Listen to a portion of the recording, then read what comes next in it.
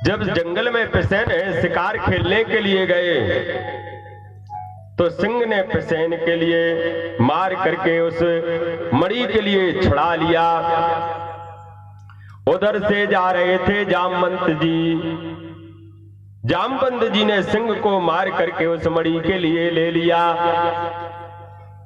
और अपनी बेटी को खिलौना समझ करके वो मणि है खेलने के लिए दे दी। सत्राजित सोचता है किसने मेरे भाई को मार करके और मणि हत्या ली है। फिर उसने सोचा परसों श्री कृष्ण भगवान ने हमसे उस मणि के लिए मांगा था और मैंने उस मणि के लिए देने से इनकार कर दिया। उस मणि को देने से इनकार कर दिया, इसलिए उन्होंने ही हमारे भाई को मारा है और वो इस मांत्रिक मणि है उन्होंने ही हमारे भाई से छीन ली है। इतना बड़ा कलंक है द्वारकाधीश भगवान को लगाया गया। भगवान को आज की रात्रि नींद नहीं आती है। जैसे ही भगवान के लिए मालूम चलता है काजल से भी कारी कोई चीज है, वो क्या है? व्यर्थ का कलंक है। परमात्मा कभी किसी को कलंकित नहीं होने देते। ये प्रयास हमेशा करो कि किसी को कलंक ना लगे। भगवान ने गर्ग आचार्य जी से पूछा, हे गुरुजी मैं तो जानता नहीं और मैंने पिसैन को देखा भी नहीं, और ये कहते हैं कि मैंने पिसैन के लिए मारा है। ये हमारे पास है, आज आवाज आई है, ये हमारे कानों में आज बात आई है। ऐसा क्यों हुआ? मेरी जन्म कुंडली जरा आप देखिए। गर्ग आचार्य जी बोले, कन्हैया तुमने चौथ वाला चंद्रमा जो देख लिया है, क्योंकि चौथ का चंद्रमा नहीं देखना चाहिए, और तुमने चौथ का चंद्रमा देखा है। भादों में चतुर्थी के दिन और चंद्रमा देखने से एक कलंक लग जाता है। भगवान 10-5 लोगों को साथ में लेकर के उसे इस मांत्रिक मणि के लिए ढूंढने के लिए जाते हैं। वहां पर भगवान ने जाकर के देखा पिसैन है वो मरा हुआ पड़ा है। उन्होंने देखा जहां पिसैन पड़ा वहां सिंह के पैरों के चिन्ह भी दिखाई देते हैं। और देखते देखते गोविंद को एक गुफा दिखाई दी।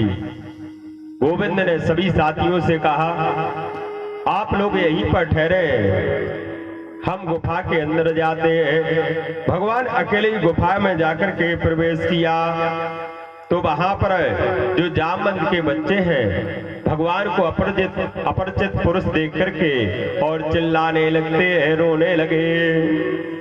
उनकी आवाज को सुन करके जामवंत आ जाते हैं कि कौन हो कौन हो, और श्री कृष्ण भगवान के लिए मारने के लिए दौड़े। भयंकर युद्ध हुआ। वहां पर युद्ध करते करते जामवंत की सभी नस नस हैं ढीली पड़ जाती हैं। जामवंत जी बोले, बस अब तो मैं आपके लिए समझ गया हूं, आप मेरे राम जी हो, मैंने आपके लिए पहचान लिया। भगवान श्री राघवेंद्र जब रावण को मार करके आए तो अपनी पूरी सेना से कहा, आज से मैं आपको कुछ देना चाहता हूं, मांगो। आप लोगों की क्या इच्छा है? किसी ने कहा प्रेम मांगा, किसी ने भगवान से भक्ति मांगी, किसी ने भगवान से श्रद्धा मांगी, और किसी ने पूजा की शक्ति मांगी भगवान से।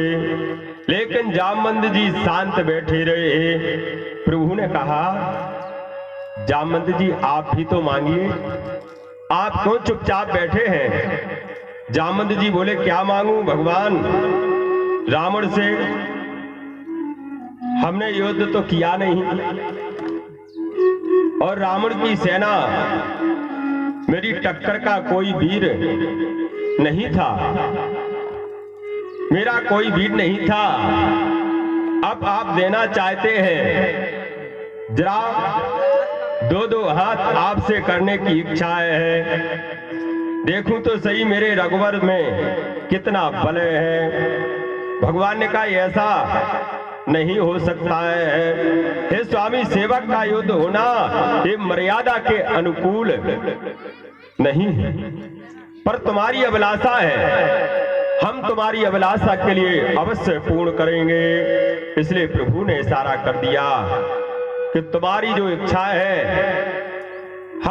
हमारा जब द्वापर में कृष्ण अवतार होगा तो हम तुम्हारी इच्छाओं के लिए पूर्ण करेंगे।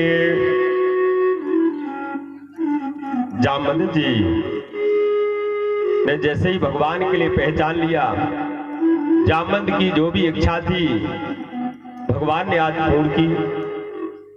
और भगवान के सामने जामवंत जी हैं अपनी पुत्री जामवती के साथ, और उस स्मांतक मणि के लिए भगवान के लिए सौंपते हैं।